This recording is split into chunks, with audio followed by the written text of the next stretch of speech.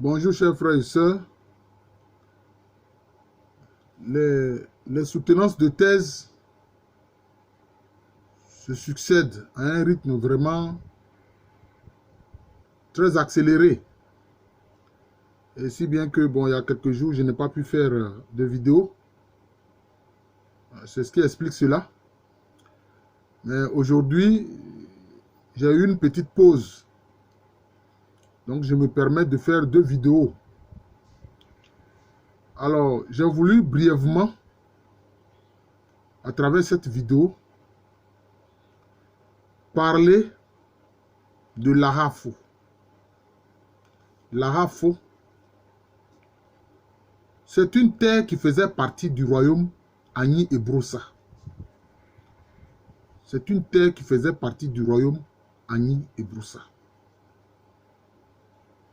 N'oublions pas que le grand roi Anoasma, qui a été en fait le 3e grand roi des Agni, quand il régnait, les royaumes Sahié faisaient partie de cette dépendance. C'était des royaumes vassaux. Le royaume de Sahié Uyoso, le royaume de Sahié en Uyaso. Et puis maintenant, les terres Ahafo aussi faisaient partie des terres de l'Ebrosa, en fait, de l'Aouine, qui contrôlait le roi Anoasma. Mais quand, en 1721, le roi Opoku-Waré des Ashanti va vaincre Anoasma, va vaincre le royaume Agni et Broussa, les terres Ahafo, qui faisaient partie de l'espace politique d'Anoasma, vont être purement et simplement annexées par le roi Opoku-Waré. Ces terres Ahafo vont être purement et simplement annexées. Alors aujourd'hui, la grande région administrative du Ghana est appelée, il y a une région importante administrative du Ghana actuel qui est appelée Brong Ahafo. Donc je vous parle en fait de l'Ahafo. C'est aux limites des espaces Sahié et puis Brong. Alors en réalité, qu'est-ce qui s'est passé? En fait, quand le roi Opoku-Waré a vaincu l'Aouine, d'ailleurs c'est ce qui va provoquer la grande migration des Agni qui vont venir dans ce qui va être la Côte d'Ivoire en créant plusieurs royaumes, le royaume Sanvi, le royaume d'Enya, le royaume Agni Moronou, etc. Voilà. Les Agni qui sont allés dans le Borno, etc. Dans le Borna, pardon. Alors, qu'est-ce qui s'est passé? Ces terres-là vont être annexées par le roi Opoku-Waré. Et quand ces terres vont être annexées, le roi Opoku-Waré va décider que ces terres qui étaient giboyeuses vont avoir pour rôle de fournir du gibier à la cour royale. C'est pour ça que ces terres ont été appelées Ahafo. Le mot Ahafo est un terme en langue twi qui veut dire la chasse. Voilà. Quand on dit Aha, c'est la chasse. Ahafo, donc ce sont ceux qui sont chargés de chasser du gibier. Voilà, c'est comme ça.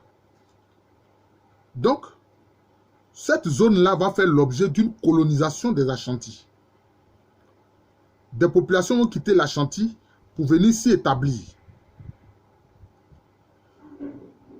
Mais il n'y aura pas que des Ashanti. Même des Adansé et des Akwamou vont venir s'installer dans l'Ahafo.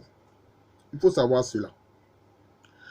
Maintenant, différents villages donc vont être créés par ces colonies Ashanti et aussi par ces Adansé et ces Akwamou qui vont venir dans l'Ahafo.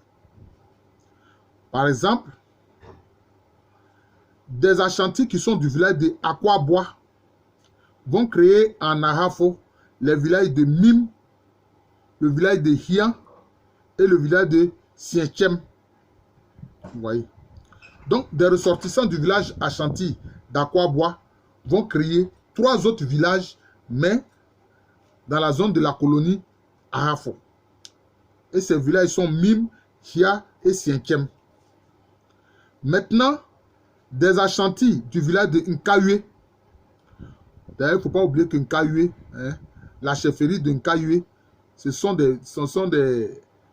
cette chefferie-là, je veux dire, est dirigée par une branche cadette de la famille royale de Dankira. En fait, c'est le roi Osei Tutu qui a permis à ses fils de créer cette localité-là. Des fils qu'il a eu avec une princesse d'Ankira. Donc, les habitants du village Ashanti de Nkawé vont créer en Arafo le village de Siereso. Le village de Siereso. Et puis, il y aura le village de Koukoum, pardon, du village de Koukoum, pardon, Koukoum, qui va être créé par des Ashantis de clan Assona. Des Ashantis de clan Assona. Voilà.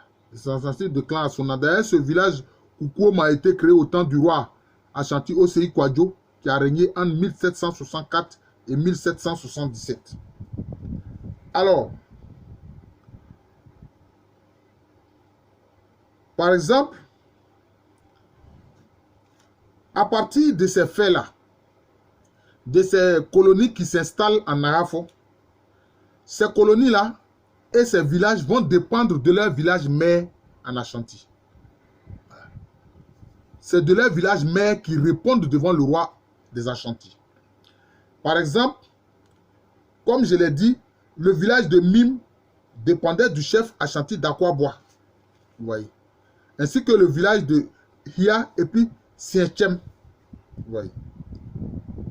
Maintenant, le village de Huidiem dépendait de Bantama. Parce que ce sont des ressortissants de Bantama qui sont allés créer Huidiem sur les terres Arafo. Maintenant, des ressortissants du village de Sawa, en pays Ashanti, dans l'Arafo, ont créé le village de Dantano. Le village de Dantano. Oui. Maintenant, des ressortissants du village Ashanti de Ninahen ont créé le village de Abom en Naranta. Vous voyez. Donc, cela veut dire quoi? Cela veut dire qu'en réalité, la démographie en Ashanti était importante. Les Ashanti étaient nombreux. Vous voyez.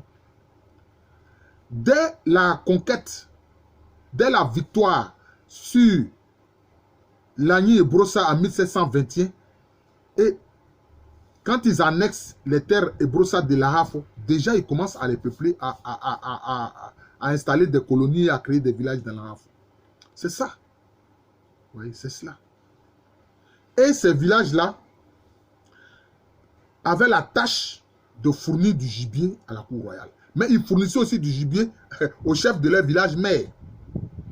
Et dans un premier temps, ces colonies donc, qui ont été créées, ces villages qui ont été créés dans la Rafo, on les a appelés comment?